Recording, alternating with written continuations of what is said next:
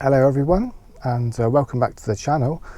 And today is Monday the 23rd of September, and I just thought I would come down to this little place to show you and to do some recording today. And this is a nice little place. I'm gonna show you. So where am I? So if you look out the window there, so this is Paynton Espinard. Oh, I can't pronounce it. Paynton. So this is the main seafront of Paynton, and this is kind of normally where we come for our bike nights. And so we're hoping to get down on Wednesday, but I really don't know what the weather's going to be like. So that's out that side. And if I pan you around, you can see out the front. We're right, literally, I don't know, 10 feet from the sea, and that's just a little view out there. And guess who I've brought along for the ride? I can't leave him at home, can I? He loves it. He loves it too much. We just popped out literally just to get him out for a quick wee, and forgot the doggy bag. So I had to come back to the van, hop back up, deal with that, come back. But anyway, welcome back everybody. This is a nice opportunity just to chill out, and it just today I woke up this morning, and I woke up at 6:30 a.m. because Charmin's alarm got off, and I heard her cursing that it was still dark, and I thought, oh god, that would be me in a couple of weeks. But so I thought I would get in the van, just come down here just for a little bit of a morning recording session, and take Sam out for a little wander, and hopefully we may find a little cafe or something just for a quick coffee and share a sausage sandwich with him. But anyway, yeah, I just so where do I go with this? So I kind of wanted to talk a little bit about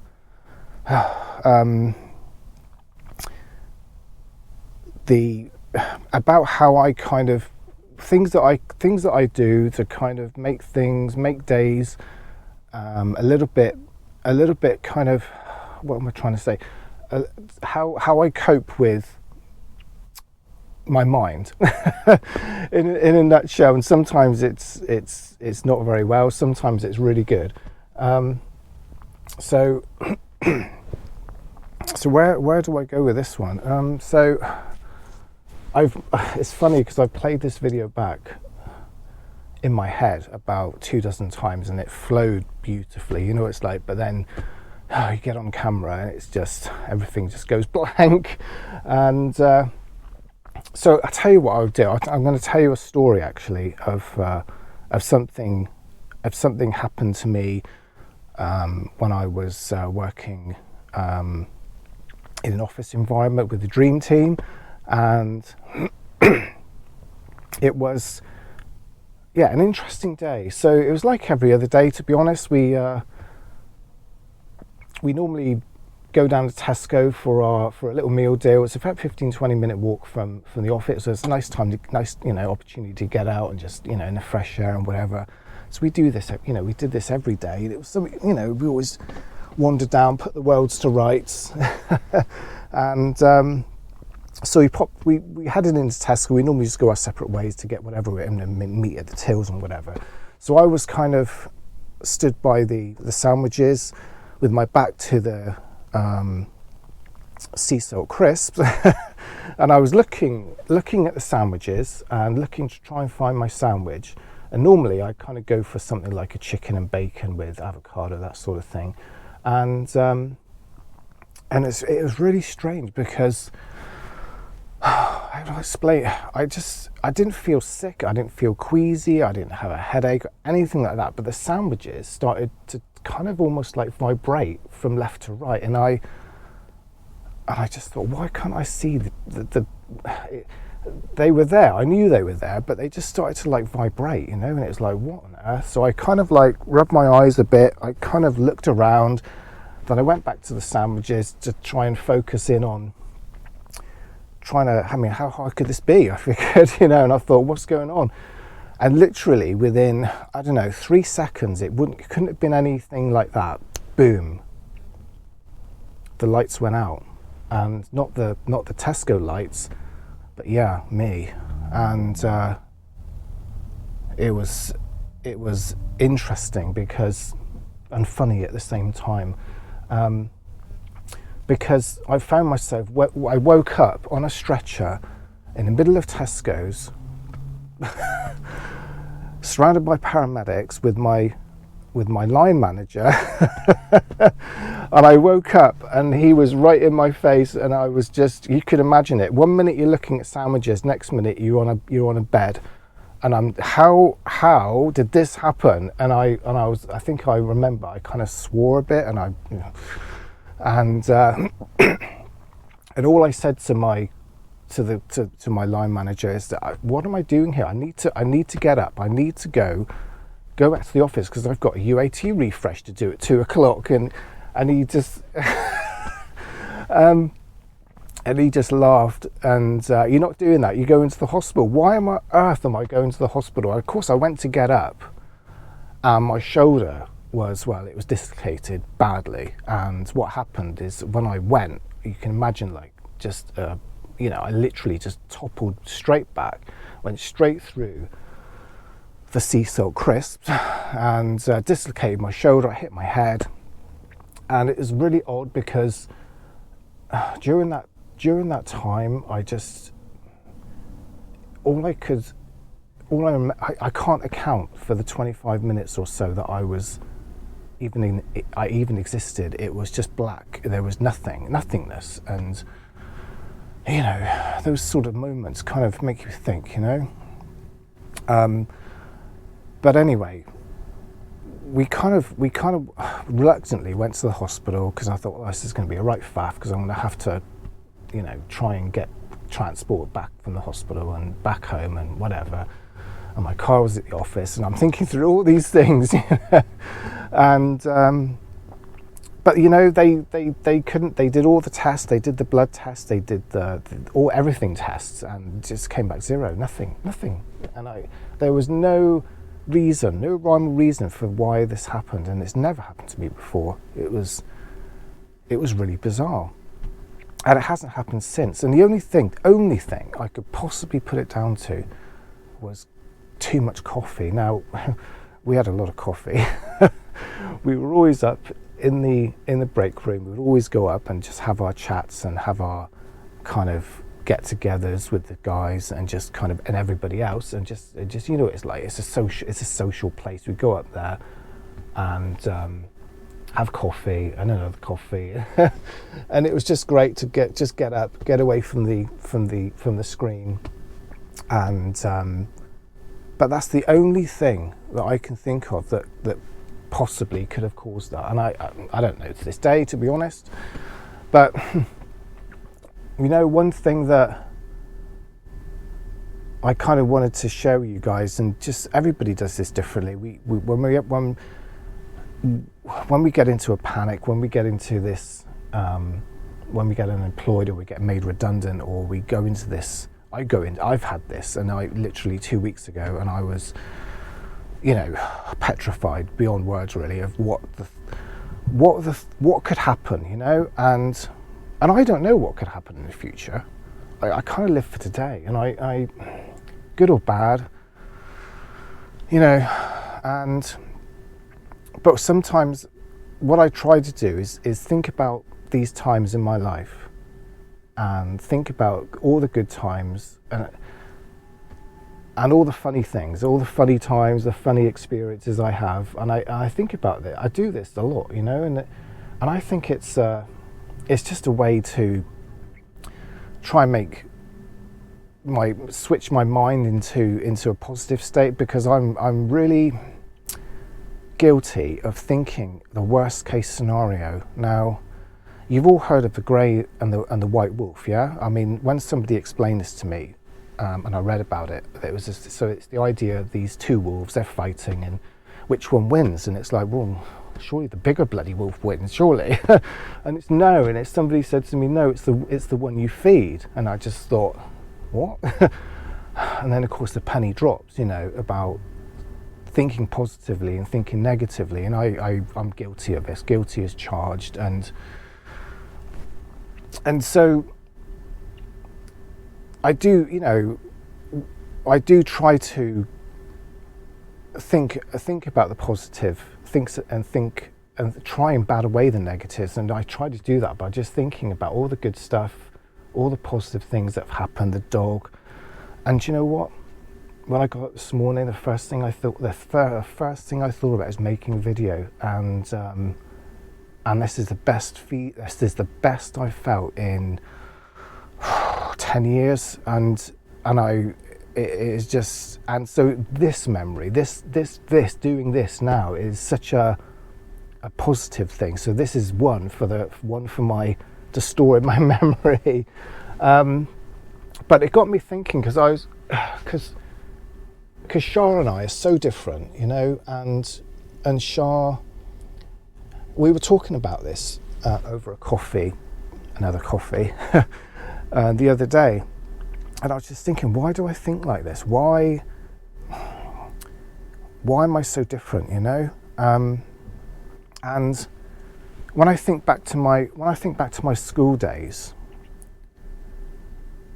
and primary school and secondary school, I mean, 12, 13 years old, do you know what I used to think every day? Every day I used to wake up and think to myself, what have I got to worry about today? What have I, and this is the difference between the experience I had at school and the experience that Shah had at school. Her experience, she loved school, and she loved going to school, she loved the classes, she loved the people, and she skipped through school like it was a breeze.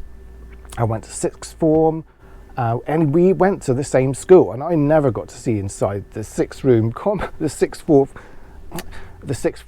room, because I never even got there, and I was never even allowed in there to even look at it. I was just, yeah. But it's amazing, isn't it, how we're so different, and how we all deal with things so differently. And it's a fascinating world, isn't it? It's fascinating. People are fascinating, and I just kind of wanted to share my experiences with you and share what goes through my mind and how I've tried to deal with it. And it may resonate with some of you, But when I used to leave for school, I would literally look at my timetable, because it was on a piece of paper. It wasn't on an app like it is nowadays. And I would look at it, and I would strategically, to military precision, analyse the whole day, every day. And this was to avoid people. This was to avoid the potential, not all people, but the certain people, the ones. And I used to do this daily, and it must have been, for a 12, 13-year-old, it was exhausting. And I would plan my walk to school, and I would change it every day, and I would plan my route to my lessons every day. I would plan how I was going to, how to arrive at lessons and wait for the teacher. So I had some kind of protection. And nobody knows about this, This is quite a hard thing to record, to be honest. My parents don't know. Nobody knows. You know. So I thought I would share this, guys, with you. And I think, and it got me kind of thinking about how I am now as an adult, and how I do things now as an adult versus, obviously, when I was a kid, and all those experiences echo of now, where I live now, of my experiences as being in school and kind of surviving. Every day was like, it felt like I had to survive. And I know that sounds really extreme, but at the time, when you're a 12, 13-year-old, it really did just feel that intense. So, and I would go through every possible negative scenario in my head and try to figure out a way to have a plan, A, B, and C.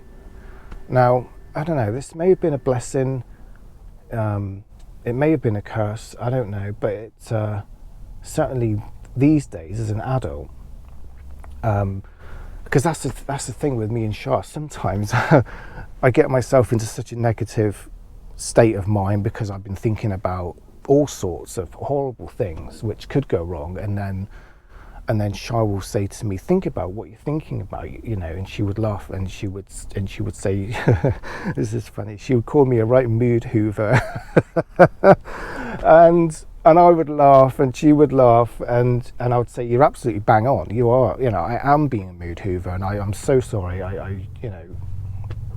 but sometimes this is the thing, this is what I do, I think of the worst case scenario, but there's a plus side to this. I think that if you can, the worst case scenario, so for instance, when I left my job and I had all these thoughts going through my mind of not getting a job, and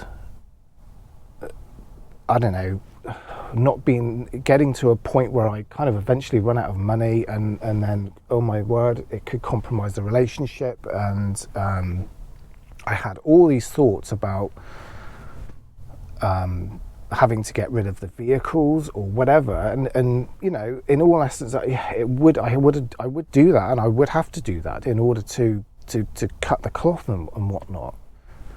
But it just goes to show, I guess, that how wrong I was, really, how wrong I was thinking about those things. But see, there's another caveat to this. But the essence of that is spurred me, it's fired me into taking action, and I've not just kind of sat around and kind of waited. I've gone out there, and I've updated my curriculum vitae. I've got online, and I've registered with absolutely every job agency you could possibly think of. Indeed, jobs this, jobs that, DK recruitment, all the usual ones, and put myself out there, and because I've thought I can't go there, so I must take action. And I think this is certainly what I do anyway, and I don't know, does any of this resonate with you guys? And even to the point, I do it when I'm driving. So even on the Spider, when I'm on the Spider, I kind of think of the worst case scenario, but then it forces me to slow down, because I'm thinking through the consequences of possibly what could happen. And I don't know, we all do things differently. And it's really weird the other day, because we went out in the car. We went up to Yelverton, and we were heading to. We went through up to Water, up down to Cadover Bridge. And now this particular road, I was doing about 39 mile an hour. The speed limit was 40, and all I'm thinking about is a sheep could come out, anything, a horse or whatever. And so I reduced my speed to about 30, which, when there was a bit of a queue, apologies.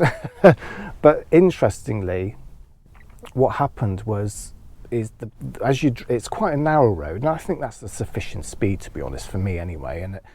But blow me, there was a sheep that came out literally 20 yards in front of me, and he didn't just stumble out, he flew across the road, and I was able to stop in time, and it was all good. And I guess sometimes, for me anyway, sometimes thinking negatively works. And I know it sounds crazy, doesn't it? It's because Shah kind of skips along through life, and she's got a very different outlook on things, and I'm kind of risk assessing everything, and I just wonder, I've always wondered where it comes from, where this, the way my mind works, and all that, and it just got me thinking, So I kind of wanted just to share these thoughts with you this morning, on this lovely Monday morning. It's maybe a bit heavy, but I just I thought that for lots of you out there that are in a similar boat of despair, and you don't know what you're lost, and for me, thinking about all those good things, or thinking about all the great working relationships I've had with, and the fun, it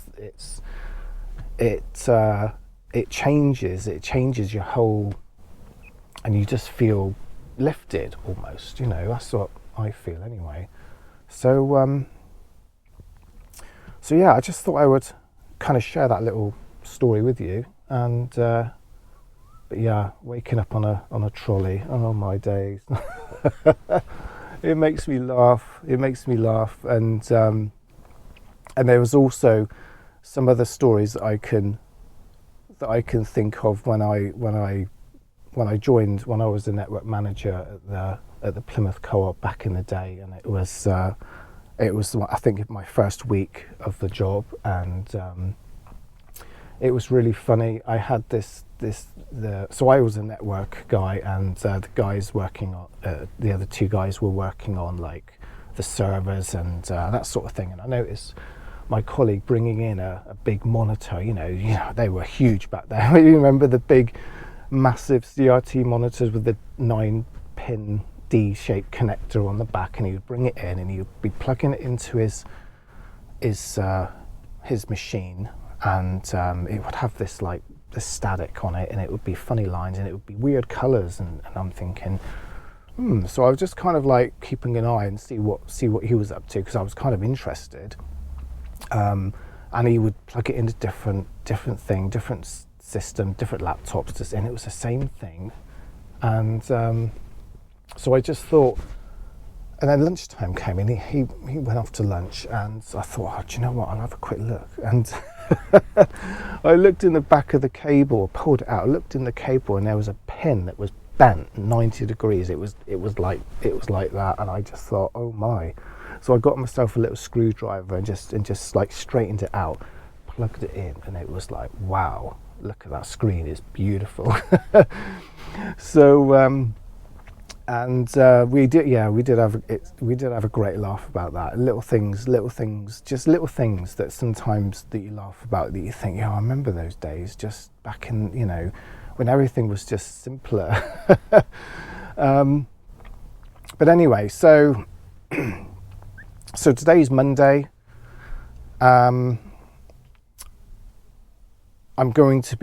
This week I've started to kind of unsubscribe from some of my email notifications that I get from certain, not all of them though, not all of them. Do you know why? Because even though I've been offered this position, I've accepted it, in the back of my mind I'm thinking, what could go wrong? Yep, I know. I've but until I get the contract, I don't know. Anything could go wrong.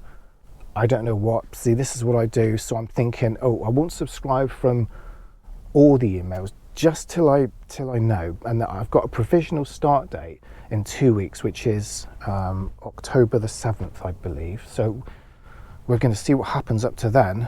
And you get ghosted entirely, and sometimes you just don't know what's going on with them. And that's what it is. So I'm just gonna cross my fingers and hope that nothing goes wrong with this, and obviously I'll keep you in the loop to give you the progress. And but anyway, I think that was about it today for this video anyway. So I just wanted to do that, and as ever, I'll see you in the next one. Bye for now.